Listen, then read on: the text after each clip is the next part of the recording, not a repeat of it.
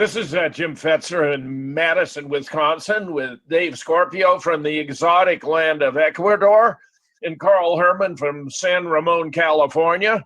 We're here to bring you all the news you need to know.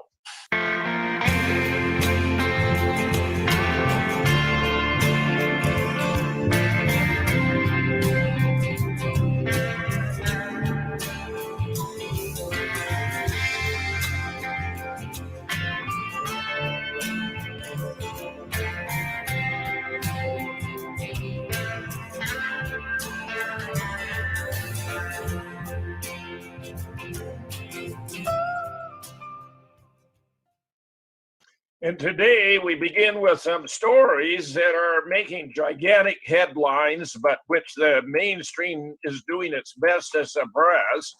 Revelations about Hunter Biden. It's pretty ghastly, pretty grim. Here we have shocking pictures, damning emails emerge from a laptop handed to Trump's right-hand man. That would be Rudy Giuliani. They show Hunter lying in bed with what appears to be a crack pipe. Emails relating to his business activity in Ukraine from a laptop obtained by Trump lawyer Rudy Giuliani, where Joe Biden's long been dogged by claims of conflict of interest. The timing could hardly be better from the point of view of the Trump campaign. Here you see Hunter asleep with a crack pipe. I mean, unbelievable. It's no secret he has considerable personal problems, drug problems, twice married, father of 5, a child by a former stricker, a decades-long history of alcoholism and cocaine addiction, even crack it now turns. While Biden currently has a lead, according to the official polls, so did Hillary in 2016. That hasn't been lost on Republicans or Democrats.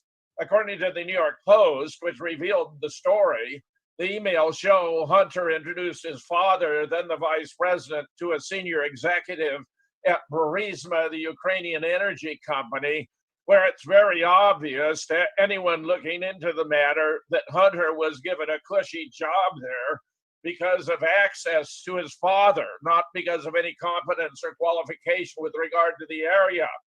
The fellow who works on damaged Apple laptops, where Hunter left 3 at McIsaacson's shop in Wilmington, Delaware in April of 2019, but never paid the $85 bill for recovering the data, has been worried that he might even be murdered. This is a fellow, John Paul McIsaac, 44, a former Genius Bar worker, runs his own Mac store. He's a bit of a character himself. How it got there. McIsaac offers a data recovery service at his store in Wilmington, where Hunter simply walked in with 3 damaged laptops. 2 had water damage, 1 had a sticky keyboard, but he never returned to retrieve them, and thereby hangs the tale. Meanwhile, Facebook is reducing the reach of the damning story. I mean, this is going to be huge. It's going to grow. We're only now looking at the tip of the iceberg. I have no doubt this will be a dominant issue right up to the election. Scorpio, your thoughts? Well, I think it's time to start referring to this as the Clinton, Obama, Biden crime family, because they're running a pay-for-play operation for 8 years. The scope of their criminality is absolutely incredible. And isn't it amazing that we went 8 years in the Obama administration without a single criticism of Obama? And meanwhile, President Trump could drink a glass of water and they'd blame him for wasting precious natural resources. I mean, it's really amazing. And I believe that Hunter also left a crack pipe in a rental car. And that's sort of how the whole crack story around him started. Oh, I think that's a very nice addendum. Carl, your thoughts? Yeah, with that article talking about the polls showing it's the same thing as 4 years ago. And really, the first thing is to reject corporate media reporting about anything as reliable. They're serial liars. Now, this is a huge story. And if we assume that white hats are somehow orchestrating this, then this is the rollout of events that will totally discredit, exactly as Dave says, this is a rogue state criminal empire that is pay to play. What they're doing, and part of what I do as a historian, is document how far back this criminal empire goes. And the pay to play is just how they roll. They see ordinary human beings as human resources to extract the maximum profit of natural resources. The wars are a lie, and they're just struggling in panic to try to keep power. If the white hats are in charge, then they're just going to continue to roll out this data and slam dunk with arrests in the end. Well, I believe Trump is such a master of the media that he has laid out a campaign here that's going to be highly embarrassing and very damaging to both Bidens and their prospects for the future. Meanwhile, Barrett is shining in her final day of questioning before the Senate. This is a very positive report, actually coming from Rush Limbaugh, whom I have found to be really quite a brilliant and astute political analyst. I never used to listen to Rush. I have a friend who's a fan. When we get together, which is fairly often, I frequently hear him on the radio, and he really does deserve his reputation. Meanwhile, Barrett keeps the Democrats and Trump at bay during the Senate hearings. She was very careful in her testimony not to take on the president who nominated her and to create distance between herself and past positions and writings on controversial issues. Her confirmation appears to be inevitable. The ship will submit a 6-3 conservative majority on the court, be the most pronounced ideological change in 30 years, from liberal icon to conservative jurist. The 48-year-old judge skipped past Democrats pressing questions about issues they'd like to get her to commit upon, which was highly inappropriate on their part, but of course they would make the effort. She refused to say whether Roe v. Wade, ruling in 1973 on abortion, was correctly decided, though she had signed an open letter 7 years ago calling the decision infamous. Pressed her on her approach to healthcare, abortion, racial equity, and voting rights, doing their best really to turn it to their advantage by focusing on her threat to the Affordable Care Act. Barrett testified she had not spoken to Trump or his team about election cases, declined to commit to recusing herself from any post-election issues that might come before the court. Meanwhile, we have a live update of what was taking place today. The Republicans blocked the Democrats' attempt to halt her confirmation. 27 were arrested outside of the hearing room. Members of the panel shared personal stories about Barrett's dedication and emotional anecdotes from the stakeholders. Barrett's former law clerk, Ramanda Boer-Berry, described her former boss as a sharp legal mind and a brilliant thinker. Judge Barrett is dedicated and disciplined as a judge. She is committed above all else to the rule of law, as she has said and as I have seen. Judge Barrett understands that policy decisions must be left to the political branches. The role of a judge is to enforce the law as written, suggesting she would be a role model for generations to come. Lindsey Graham has now announced the date. There will be a vote by the committee on the 22nd of October, which will no doubt confirm her by the committee and send it to the full Senate for a final vote. Scorpio, your thoughts? Well, whether you like Amy Coney Barrett or not, you have to admit she has been an incredible, person at this interview that she's been going through. She hasn't once stepped in the muck. They've tried to ask her all these questions to trick her and to get her to say inappropriate things. She's avoided every single time, every pitfall. It's very, very impressive. And it was also very impressive when they asked her to hold up her notes and she held up an empty pad of paper. Very impressive. There's no stopping her nomination, and she's only 48 years old, so she'll be a judge for the next 30 years, maybe longer. She's going to be a fabulous addition to the court. Carl, your thoughts? Well, we'll see. My only hope is if white hats are putting these pieces into play, and we would need an honest person to be in that position rather than the people who are owned and controlled by blackmail. It's both an simple, easy task to get somebody to tell the truth, but it's also easy to get these bullshitters who obfuscate. And then you get into a situation where good people like Professor Fetzer get to meet one of these judges in action, and they just obfuscate and say whatever that anybody who is on the inside can see is total bullshit and illegal, but the ordinary people through corporate media will never figure it out. So hopefully this is just another piece in play for the white hats. I think this is a very important development, and that Trump is going to, deserve a lot of respect and appreciation from conservatives across the nation who have been very concerned about the Supreme Court for decades now. Meanwhile, a liberal website says blacks are abandoning Biden. This is very serious. It's astonishing Black Americans who vote overwhelmingly for one party, which is unlike any other demographic in the U.S. Actually, affiliation by whites is basically a three-way split between Republicans, Independents, and Democrats. Hispanics lean more Democrat at 43%, Independents next at 37%, and Republicans least at 14%. Blacks in the past have overwhelmingly identified as Democrats or Independents, 67% and 27%, only 3% as Republicans.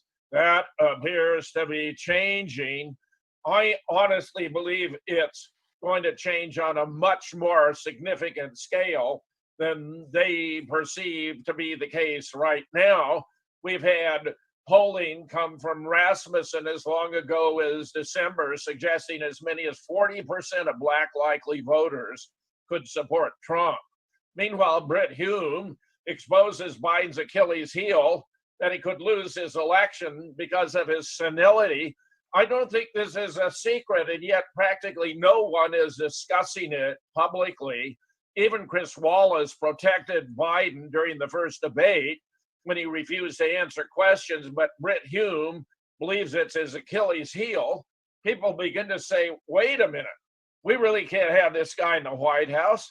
I think that's his best hope, but that means more debates. Let Biden talk, because the longer he talks, the greater the chance of it showing through. Some call it senility, some call it dementia. We had a report before the first election from a former staffer that his anti-dementia medication brings with it the unfortunate side effect of incontinence, that they'd actually had staff meetings about which type of adult diaper he ought to be wearing, which appears to be the reason why they wanted breaks every 30 minutes. And when they didn't get him, sent in the second string, a Biden double. Trump is not letting it go. On Joe Biden's very bad day, he forgot Mitt Romney's name, forgot what state he was in, and said he was running as a proud Democrat for the Senate. How can you forget a name like Mitt Romney, who's been a central figure in politics for years? And why is Joe talking about running for the Senate? Are you willing to vote for a man with declining mental faculties? I think not. I think this is a very serious issue. I think it's very good that a prominent commentator like Britt Hume is talking about it. Scorpio, your thoughts? Well, it's funny how Trump said that, he already had the coronavirus. He's immune to it now, and he doesn't have to hide in his basement like the other candidate does.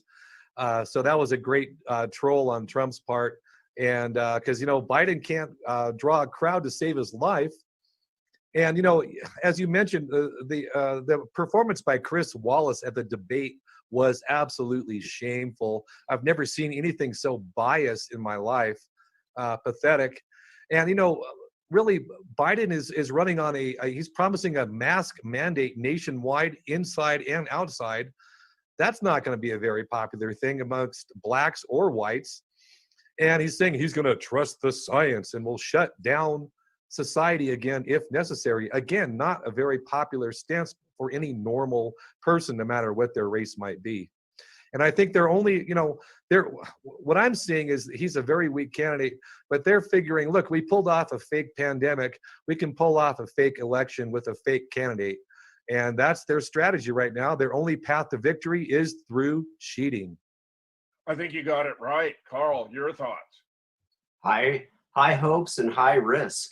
Until we get the truth and the arrests, we're all at risk, because in my just pedestrian calculation, about 98% of the people will still believe what they're told.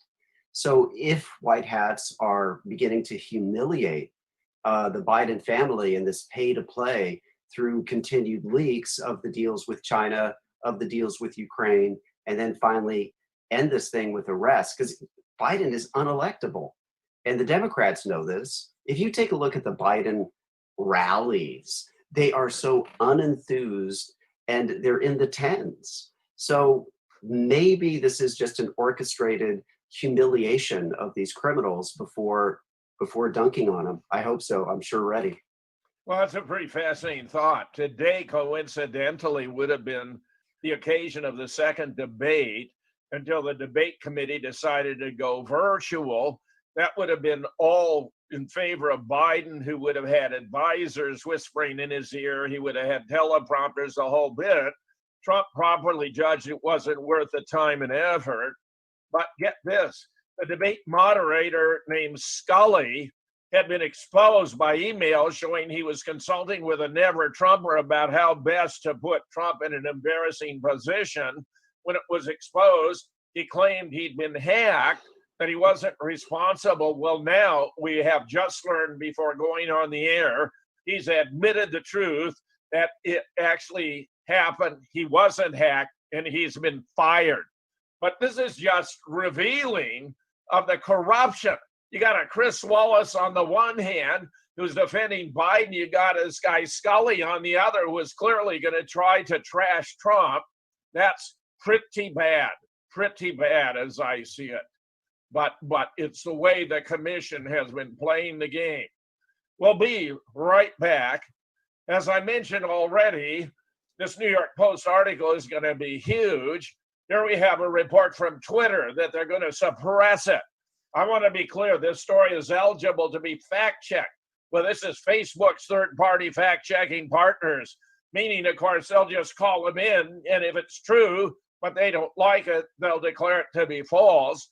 I think we're seeing one more installment. It's what's going to lead to a massive legal action to break up the social media giants. There are already prominent Republicans talking about it. So we're seeing just the beginning of what's going to become a very major issue as we proceed.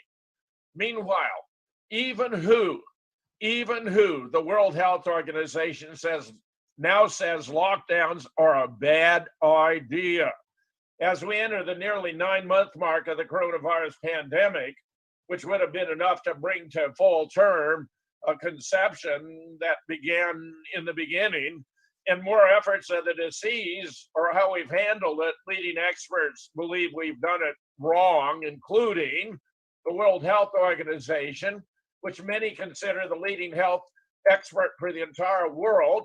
I think that's a very dubious claim. They seem to be another source that's been corrupted by Bill Gates. Everything from mask wearing and social distancing, even state and countrywide lockdowns have essentially begun at their say-so. But it turns out now that they're challenging the use of lockdowns. They're finding they're having vast consequences. We're talking now not just about the economy, though that's a significant concern, but the physical health and well-being of entire communities where people have been out of work for so long they can't afford to put food on the table. Counts where those without an employer have been unable to go to the doctor, dentist, or other health professionals because they no longer can afford insurance. Places where the number of those with depression or suicidal tendencies has doubled, if not tripled, and where children worldwide are literally dying at an alarming rate from hunger and lack of nutrition because their parents have not been allowed to work. All this was predictable. We've been talking about all these consequences for months. It's nice to see who finally catching up with the truth of the matter. Scorpio, your thoughts? Well, there's a lot to unpack there. As far as the intelligence agencies go, I'm sorry, the big tech intelligence agencies are deeply embedded in all of these big tech companies since the beginning. I don't believe for a minute the official story of how Facebook was founded or Google. I think both of these are highly connected to intelligence agencies, and we're seeing that in their behavior now. And on a less conspiratorial note, this is precisely why monopolies can never be allowed. This kind of behavior is predictable once monopolies take hold, and they'll squelch out any thinking or ideas that they don't personally like or that does not benefit them. And as far as these lockdowns, it's been a horrible thing. And I really believe that this is more of an economic event than a medical event. This was to slow the economy down, get people dependent on the government, sort of take out small business, and get people so that they need to get a handout from the government so they can unveil this new system that the World Economic Forum has been talking about. And thanks to their great work with these lockdowns, a minimum of 100 million new people are now at risk for food shortage. Good work, WHO. Yeah, very nice, Scorpio. Carl, your thoughts? There's a lot to say about that. So again, my only hope is if white hats are beginning to expose these social media giants as being hypocritical and criminal, and before slam dunking them through by either nationalizing them or allowing them to be open to lawsuits for being a publisher. For the WHO, again, this is such ridiculous. So for them as professionals early on in their declared pandemic, which was based on this bullshit statistical model from that guy from Imperial College of 2 million dead Americans who had previously been wrong up to 99.999% on predictions of mass casualties. So for them to say, oh, we don't need to lock down anymore without giving an explanation, I mean, how dishonest can you get? An honest organization, if they were honest, and of course they're not, would say, okay, so at the beginning, this was the data that we were looking at, and we said this thing. Now we're going 180, which sounds crazy, and then they would provide the data, but they don't. So hopefully, this is all just a setup, but otherwise we're so at risk. So my important take on where this is going is that the democratically controlled areas already are their own declared government through dictatorial policies.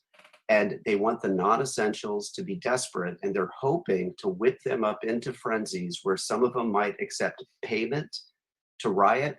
But I think what's going to be happening is that no matter what happens, is that the Democratic leadership are going to say, oh, look at the polls, of course Biden won, and just declare themselves kind of independent fiefdoms unless forced to do something else. Well, that's an interesting conjecture, Carl. I have no doubt that the globalists have a major stake in the pandemic, and it appears consistent with the Deagle projections of a stunning 2/3 decimation of the U.S. population between 2020 and 2025, from about 330 million to fewer than 100 million. The question has always been, what could possibly cause for such a vast reduction? I think we're now beginning to see the outline of how they intend that it should be done. Very, very stunning and massively disturbing. Meanwhile, the Democrats roll out their election delay strategy. The Democratic pros laugh about it, mock voters, and fly over country. They think the election is over already, no matter what the numbers say. At social events, they openly talk about their plan to declare victory, regardless of the outcome, and claim, when Trump asks to wait for results, that he's a dictator trying to hang on to power. The rumor is Biden's victory speech is already written. No concession speech is planned. Yes, they are following Hillary's advice. Part of the strategy is to delay the results in the battleground states as long as possible, but declare Biden the winner from the outset. based on partial results and exit polls. They're going to have support from the media, Hollywood, and many other prominent figures.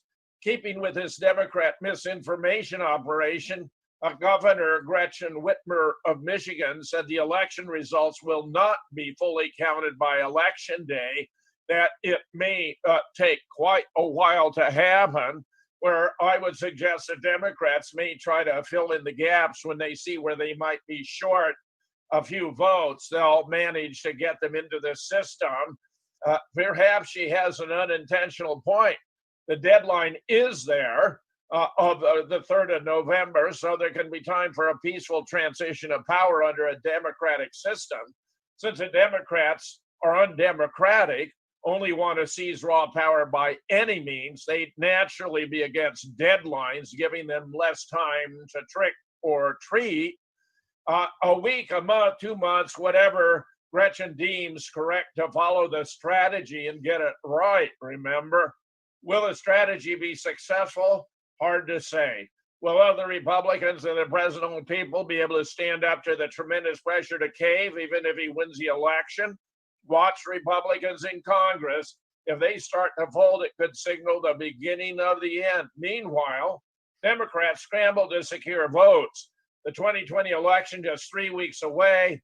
They're trying to get Barack Obama out stumping again. They're rolling videos featuring him in 24 states, telling everyone there's so much at stake. They should make a plan to cast their ballots. Michelle, of course, has already attacked the president. Rolling the Obamas out with just a couple of weeks left screams of desperation. His support with major groups, including college-educated whites, blacks, and Hispanics, is slipping.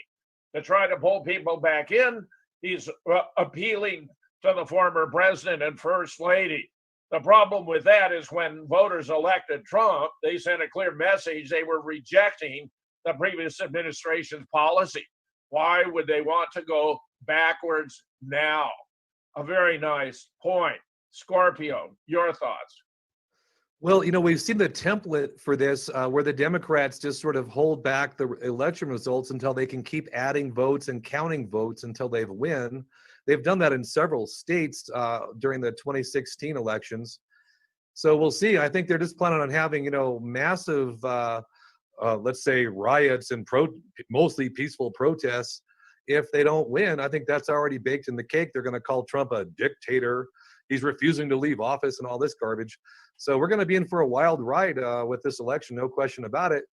But, I don't think Obama's going to make much difference. I think he's lost his touch in terms of being a great speaker. I've seen him recently. I just found him to be boring and just unimpressive. He was a great speaker. I don't know what happened. And Michelle needs to watch the 5 o'clock shadow. So that's all I can say about her. Carl, your thoughts? Well, Governor Whitmer, the whole thing that they talk about, the Democratic leadership, is just projection. They are giving us their playbook. And for her to say, ooh, we can't count it on election day because, she says it's a political agenda to not count on election day when it's her political agenda to delay and obfuscate. And again, you get this reporting where we know for sure these election results are fraudulent. My best example of that is in 2016, the president of the American Statistical Association, which among professional organizations in this country is the second oldest, he authored a paper to contrast the official results between Clinton and Sanders in the primaries in 2016. And he found something on the stunning odds of like the quadrillions to one that Sanders won because the uncountable electronic voting machines without any evidence of a vote, which does not equal an election. It is not an election when you have a machine with nothing to count. So the American Statistical Association president calculated that Sanders had won in 2016, and yet we're still at risk of just being rolled, of just being dictated of what happened, and with corporate media just repeating those lies. Oh, you're 100% right, Carl. And of course, Debbie Wasserman Schultz was shifting primaries, Bernie had won to Hillary's column to guarantee she would be the nominee. They were owned lock, stock, and barrel by the Clinton Foundation. I think Obama's lost his touch because he was very good at delivering a speech off of a teleprompter. He had very good speechwriters at the time, and he was a good performer. But without a teleprompter, without all the apparatus to prop him up, he's a mediocrity, and history is not going to be kind to Barack Obama. It's a good point, Jim. Meanwhile, Pelosi loses it during a CNN interview, accuses Wolf Blitzer, of all people, of helping Republicans. Yes, really, this is frankly stunning. On Tuesday, CNN host Wolf Blitzer pushed House Speaker Nancy Pelosi over her refusal to accept a compromise with Republicans to deliver coronavirus relief. Pelosi responded by saying, "What I say to you is, I don't know why you're always an apologist, and so many of your colleagues are apologists for the Republican position on the Situation Room." It was absolutely stunning. Wolf Blitzer has been as partisan on behalf of the Democrats as other CNN hosts, perhaps not quite as blatantly as Chris Cuomo or Don Lemon, but there's no question about where he stands. The fact that he actually functioned as a journalist on this occasion led Nancy Pelosi to go completely bananas. Nikki Haley observed, they're so used to not having to answer hard questions. When they are asked, they end up acting like this. Haley's right. Pelosi and most Democrats are accustomed to going on CNN and being given softballs. Blitzer didn't even ask her a hard question. Yet anything less than complete and total fealty to Democrats is viewed by Pelosi as a shocking major scandal. Meanwhile, Biden in the past had called the idea of packing the Supreme Court a bonehead idea. His comments were made responding to an attempt from then President Ronald Reagan, who sought to replace 3 members of the U.S. Commission on Civil Rights. The current Democrat nominee had argued against the move, comparing it to FDR's unsuccessful attempt in 1937 to pack the Supreme Court. President Roosevelt clearly had the right to send to the United States Senate and the United States Congress a proposal to pack the court, Biden argued. It was totally within his right to do that. He violated no law. He was legalistically absolutely correct, but it was a bonehead idea. It was a terrible, terrible mistake to make. And of course, now we know that even Ruth Bader Ginsburg has observed that court packing would almost immediately make the Supreme Court appear partisan. If anything would make the court appear partisan, it would be that, she said. One side saying, when we're in power, was only to enlarge the number of judges so we'll have more people who will vote the way we want them to. So I'm not at all in favor of that solution to what I see as a temporary situation. Meanwhile, after Biden's controversial court packing remark, Haley turns the tables on Joe as a really elitist remark. The court packing argument has picked up steam in recent weeks, but Republicans accusing Trump of court packing, which is completely ridiculous. She's simply replacing a member of the court in accordance with the Constitution. Republicans came right back accusing the Democrats of attempting to do the same thing. Many have wondered, therefore, about Biden's standing on the issue, ruffling a lot of feathers, including White House Press Secretary Kayleigh McEnany, who is currently in self-quarantine from coronavirus, went on Fox and Friends to respond. White House Press Secretary Kayleigh McEnany took aim Monday at Democrat presidential nominee Joe Biden, calling him an elitist, suggesting those on the radical left were his puppeteers. I think she's got that right. Scorpio, your thoughts? Well, you have to wonder how Nancy Pelosi keeps getting reelected. Both my mother and my aunt, both native Californians, absolutely loathe Nancy Pelosi. And every time Nancy Pelosi comes up in a conversation, my mother always says that Nancy Pelosi needs to be baking cookies for her great-great-grandchildren, not be in office.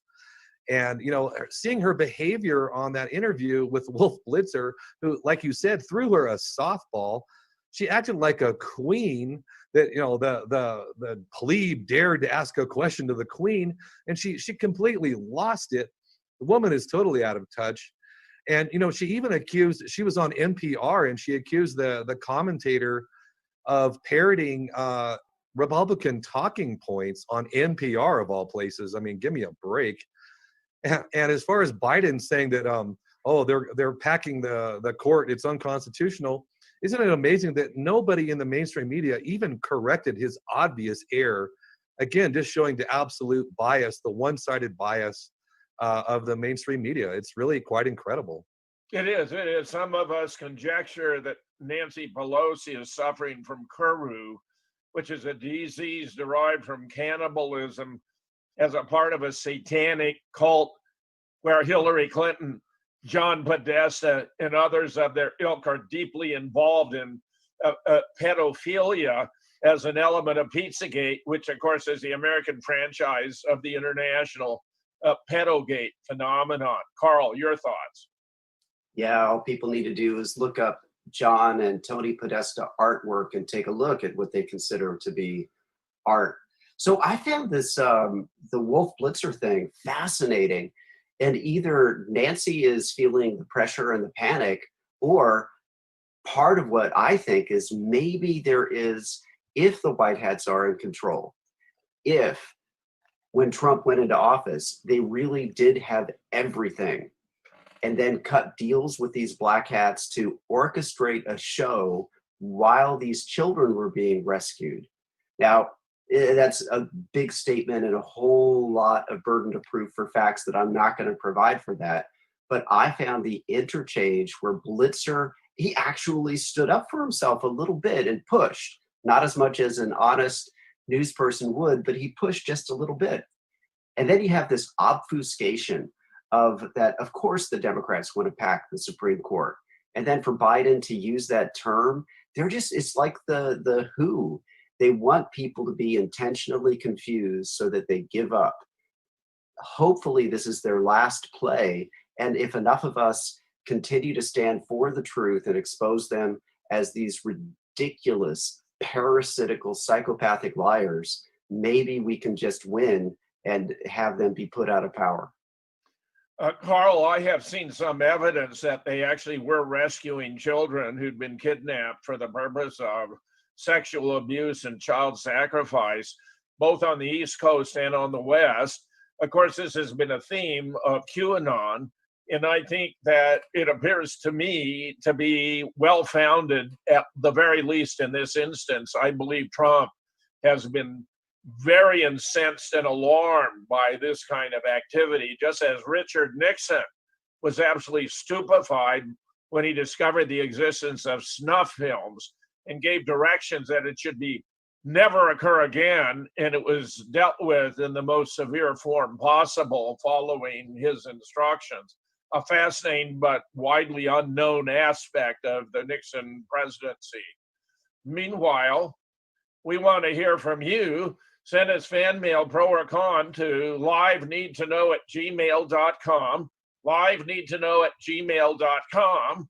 I have a report that showed on my blog that had an interesting alternative point of view. I had trouble watching the debate. Harris is so unlikable as a person, it's no surprise she can barely get 2% in the primaries. What made the DNC think she would make Creepy Joe more likable? It was like putting rotting garbage next to fresh refuse and praying the stinking pile would be collectively less offensive.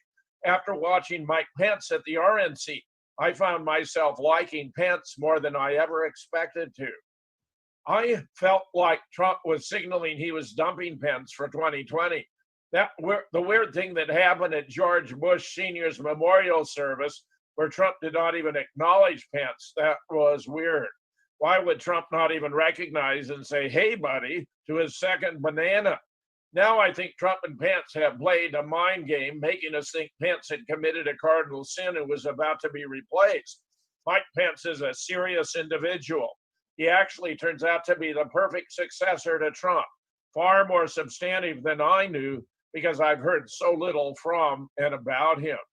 Meanwhile, final thoughts. Let me just point out I have a show this evening at Jim the Conspiracy Guy, beginning at 8 p.m. Central, that may be of more than ordinary interest, with Sterling Harwood, a JD and PH, who has just published a new book about the death and replacement of Paul McCartney hypothesis, weighing the evidence pro or con, who will be joined by Claire Kuhn, who has done decades of research on this issue.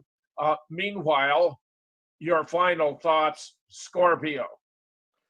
Well, I think we're going to be in for a wild ride here in these next couple of months. Today I just talked to a retired Army Ranger down here, and he's convinced that they're going to try to stir up a war with China in the Orient in the very near future. I don't know if he's right, but he laid out quite a convincing case. But either way, I think we're going to be in for a wild ride. So put on your seatbelt and get ready. Fascinating. Carl, your thoughts? I'm paying attention to current events more than ever before, and it is kind of the best of times and the worst of times. For those of you who may have looked, if you go to YouTube, the channel's still up, The Gunner's Wife. And she is a professional in animation, and she looked at all the tape and did lip reading because she has to translate lip reading into animation. And it looked as if Pelosi and Pence were discussing the assassination of President Trump in the 2020 State of the Union address. I can't interpret it any other way other than that, given the totality of maybe 20 people's conversations that was all taped before the actual State of the Union address. So be prepared for a reversal on Pence. And we'll just see. We'll take it one day at a time. The potential is that before the election could be the last battles in this war, and I certainly hope so. Carl, I reported that story several times. Nancy Pelosi had a poisoned palm. She had a little sticky stuff on her palm. She extended her hand to Trump in an odd way so he wouldn't notice. He evidently was forewarned, refused to shake her hand, which became a topic of discussion on Twitter and elsewhere. But you're 100% correct. There were members on both sides who were talking about what Washington would be like in the post-Trump world. I believe for all their efforts to steal the election, they're going to be unavailing. That the lack of enthusiasm is the key here. No one gives a damn about Joe Biden. And this tens of people do. Scandal. There's zero enthusiasm, which is the single most reliable indicator. And a professor with a model has been highly successful based it on the percentage of votes and enthusiasm in the early primaries, where Trump was getting like 89% of the vote and Biden like 8.9. I mean, it was a stunning difference on that order of magnitude. It's not going to work, but it won't be for lack of trying. Jim Fetzer in Madison, thanking David Scorpio in Ecuador and Carl Herman in Clarita. San Ramon. For being here in the excellence of their commentary. We'll be back tomorrow with the news you need to know, the latest from the front, and things are getting serious. Thanks for watching. We'll see you then.